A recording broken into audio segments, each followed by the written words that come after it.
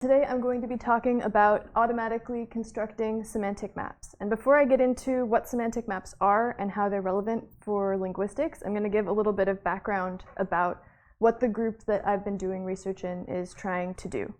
And what we've been trying to do is use approaches in computer science to solve problems in linguistics. So in that way, the results that we end up finding are going to be very different from what you've seen in the previous two presentations. And to get us started in talking about linguistics, we're interested in semantics, which is the study of meaning, and in particular how meaning is organized. And one way of looking at that is through cross-linguistic variation. And in this particular example relates to the domain that we've been investigating, which is time phrases. And time phrases are phrases that locate an event in time. So English examples of these are in 1980 and in winter. And we can group these phrases based on what preposition a language uses to mark them. So for English, these three cases all use the preposition in, so they form one grouping. But Swedish uses different prepositions for each of these cases and would have three separate groupings. Tagalog, on the other hand, has one grouping for season and month and a separate grouping for year.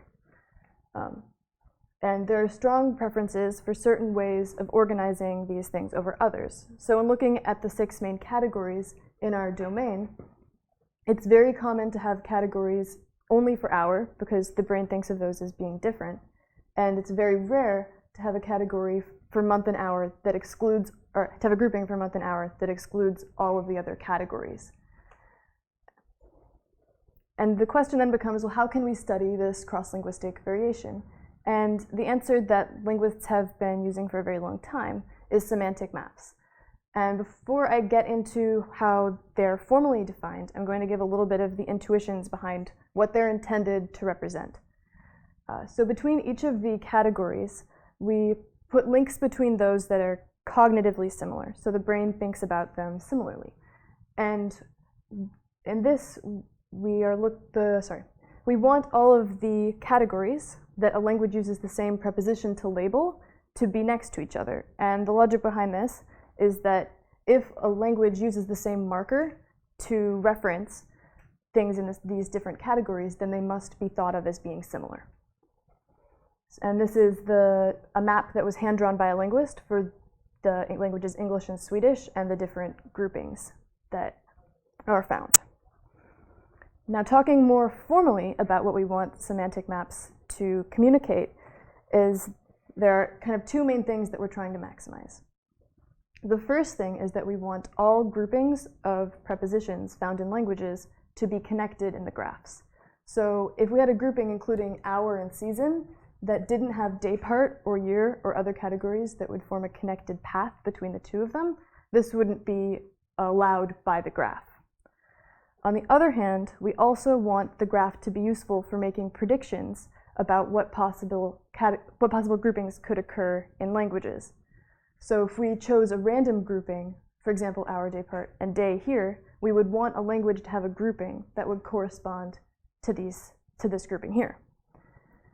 And I'm going to talk a little bit, this is one algorithm that was put forward, it's the main one that's been put forward so far for constructing these computationally. And if you look at the figure here on the right, this is intended to give kind of the intuition behind how their process works. So if you had a green language and an orange language, you would add or with groupings like this, you would add the edge between A and C first because both languages have them in the same grouping.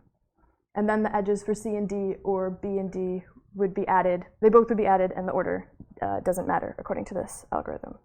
And this algorithm is really good at maximizing the first quality, where we want all of the groupings to be connected, but it often produces highly connected graphs that are not useful for making predictions and tend to overpredict what categories are possible.